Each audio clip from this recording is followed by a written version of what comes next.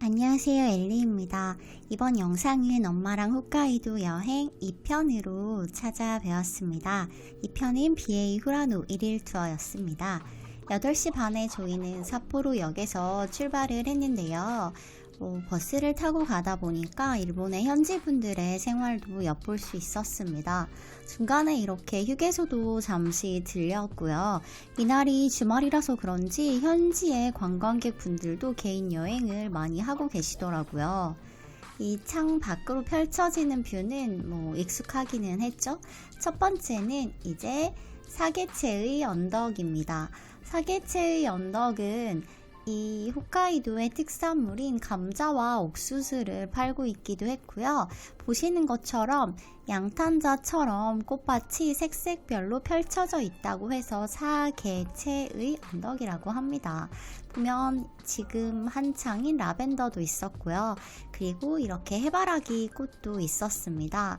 한국인 관광객은 생각보다 많지는 않은 편이었던 것 같고요. 여기 보시면은 중간에 저렇게 뭔가를 타고 이동하실 수도 있는데 저희는 이곳을 다 둘러보지는 않았기 때문에 시간적인 여유가 없어서 대략 사진을 찍고 전체적인 풍경을 보고 즐겼습니다. 아직은 7월 초였기 때문에 꽃은 활짝 핀 것도 있었고 아닌 경우도 있었던 것 같아요. 버스를 타고 이제 패치워크를 즐기면서 다음 장소로 이동을 하고 있었는데요. 이 홋카이도 지역이 굉장히 넓은 어떤 농경지를 갖고 있었기 때문에 창밖으로 농작물이 자라는 풍경을 이렇게 볼 수 있었습니다. 패치워크는 우리가 옷감을 누더기로 만들었을 때를 칭하는 말이죠. 여기 보시면 이 나무들은 오야코 나무라고 해서 세 그루의 떡갈나무가 부모와 자식 같아서 지은 이름이라고 합니다. 그리고 왼쪽으로 하나 더 있는 나무는 시어머니 나무라고 가이드님께서 설명을 해주셨어요. 그래서 부모와 자식의 그런 형상을 띠고 있는 나무도 봤고요. 이제 내려서 몇 개의 스팟을 봤는데요. 여기에 있는 건 켄과 메리의 나무라고 합니다. 1972년 닛산차의 사랑의 스카이라인에서 켄과 메리의 광고에 등장한 나무라고 해요. 그래서 이 패치워크를 풍경으로 저희도 사진을 몇 장 찍고 이동을 했습니다. 그리고 이쪽에는 또 여러 유명한 그 나무들이 있었는데요. 또 하나는 세븐스타 나무라고 해서 1976년 관광담배인 세븐스타의 패키지로 사용되었던 나무로 하얀 감자꽃이 피는 여름이 피크라고 합니다. 이쪽에 이 농경지가 개인 사유이기 때문에 이런 곳은 들어가지 않는 게 좋다고 해요. 저희는 BA역에서 미소라멘과 교자를 점심으로 먹었어요. 이곳에는 기념품으로 청해호수 사이다나 요구르트 우유가 있다고 해요. 특히 이 BA역은 일본의 아름다운 역 백선안에 들 정도이고 이 역 건물과 창고는 인근 지역의 돌을 사용해서 석조로 지어서 광고에도 등장한다고 하고요. 다음으로 저희가 방문한 곳은 시노히게 노타키라는 흰수염 폭포인데요. 시노간의 온천마을의 관광 명소이고요. 바위 사이에서 나온 지하수가 흰 수염처럼 계곡에 떨어지는 폭포로 낙차는 30m 정도고요. 폭포 밑에는 BA 강이 흐르고 있어서 굉장히 멋진 절경을 보여주고요. 저 멀리 산에서는 활화산이 연기가 나는 것까지 볼 수가 있었어요. 이 근처에는 리조트가 조성이 되어 있고요. 마찬가지로 현지 분들이 굉장히 많이 오셔서 여름 성수기이기 때문에 차가 많이 막혔습니다. 그 다음 장소는 청의호수인데요. 시노간의 아오이 이케라는 곳입니다. 이곳은 2012년에 애플의 맥 OX X 바탕화면으로 유명해진 장소인데요. 1988년에 도카치다케라는 홋카이도의 중앙의 활화산이 분화하면서 진흙의 흐름을 방해하기 위해서 세운 댐 때문에 우연히 만들어진 연못이라고 해요. 다음 장소는 바로 팜도미타인데요. 이곳은 후라노의 3대 라벤더 관광지 중 하나로 후라노 라벤더의 원조로 연간 90만 명이 방문한다고 합니다. 저희도 이곳에서 유명한 멜론을 먹었고요. 그리고 또 유명한 게 라벤더 아이스크림이었는데요. 라벤더 꽃밭을 이렇게 구경을 하면서 아이스크림을 들고 인증샷을 찍는 사진을 인스타그램에서 저희도 많이 봐서 이제 그것에 도전을 해보기로 했습니다. 저는 우선 둘러보면서 사진을 먼저 촬영을 했는데 이날 일본 관광객들이 정말 많았어요.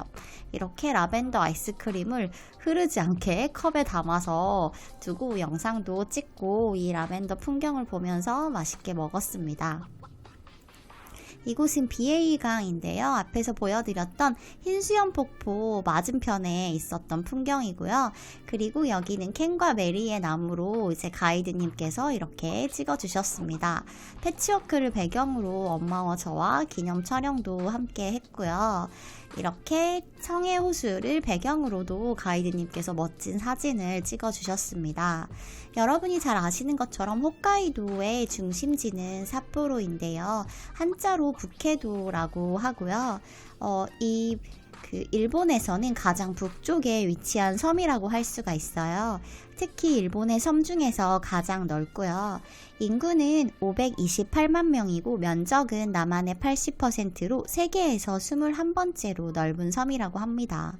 대부분의 지형은 산지, 화산, 평야이고요. 인구 밀도가 굉장히 낮은 편이라고 해요. 이 홋카이도에서는 낙농업이 발달해서 생우유가 많이 나고요. 사탕무, 감자, 양파, 옥수수, 밀, 당근 등의 작물도 유명하다고 해요. 삿포로는 도청 소재지이고 최대의 도시이고요. 이 인구의 절반이 삿포로시와 이 삿포로 근교에 거주한다고 해요. 홋카이도는 일본에서 가장 매력적인 지역 1위, 거주자가 계속 거주하고 싶은 지역 1위에 뽑히기도 했고요. 그리고 음식이 맛있는 지역 1위, 관광 가고 싶은 지역 1위, 그리고 특이하게 성격이 좋아 보이는 지역 1위로도 뽑혔다고 합니다. 저희가 방문한 비에이와 후라노는 이 삿포로시에서 약간 북쪽으로 이동을 하면 되는데요. 차로는 약 2시간 정도 걸렸던 것 같아요. 고속도로를 끼고 달렸는데 이 지역에 눈이 많이 오다 보니까 도로 상태가 그렇게 좋지는 않은 편이긴 했는데 저희는 1일 투어를 선택해서 굉장히 편하게 이 하루 동안 관광을 즐겼습니다. 다른 분들을 보시면 가끔 렌트를 하셔서 이동을 하시는 분들도 계시고요. 그리고 대중교통으로 비에이역까지 타고 가서 택시 투어를 하는 방법도 있다고 합니다. 앞에서 살펴봤었던 비에이 지역은 사진작가였던 마에다 신조의 사진으로 유명해진 일본에서 가장 아름다운 마을이고요. 여름에는 앞서 보여드렸던 아오이 이케라는 청해 호수가 에메랄드 빛을 띠고 또 꽃이 굉장히 많이 펴서 유명하고요. 겨울에는 끝없이 펼쳐지는 설경으로 유명한 지역입니다. 그리고 저희는 방문하지 않았지만 이 근처에 시로가네 온천에서도 힐링을 하실 수가 있고요. 이 화산 근처에 온천마을이 있다고 합니다. 그리고 또 후라노 지역 같은 경우에는 앞에서 보셨던 것처럼 가장 로맨틱한 자연 풍경으로 유명하고요. 일본에서 1981년부터 2002년까지 방영된 드라마였던 북쪽의 나라에서의 무대가 되었던 곳이라고 해요. 여름에는 라벤더 꽃이 유명하고 겨울에는 스키가 유명하기 때문에 후라노에만 연간 200만 명이 넘는 관광객이 찾는다고 합니다. 저는 엄마와 함께 이제 이 홋카이도를 방문하면서 비에이 후라노는 1일 투어로 신청을 했습니다. 홋카이도 랩이라는 곳에서 신청을 했고요. 광고 전혀 아니고요. 저희는 이곳에 투어가 두 가지 종류가 있는데 79,000원인 스탠다드와 119,000원인 프리미엄 투어가 있었어요. 그래서 원래는 맛집을 무조건 예약이 된다는 것까지 보증을 받고 프리미엄 투어를 신청하긴 했는데 이게 부정기적 휴무가 있는데 저희가 마침 휴무일이 걸렸던 거였어요. 그래서 원래 애비동을 먹을 수 있는 준페이가 예약이 되기로 됐었는데 저희는 차선책으로 다른 메뉴를 선택해서 먹긴 했지만 뭐 음식을 제외하고라도 만약 방문을 한다면 이렇게 1일 투어로 가면은 편하게 잘 볼 수 있어서 매우 만족스러웠습니다. 여러분 이 영상이 좋으셨다면 좋아요와 구독 눌러주세요. 그럼 다음 영상에서 찾아뵙겠습니다. 안녕.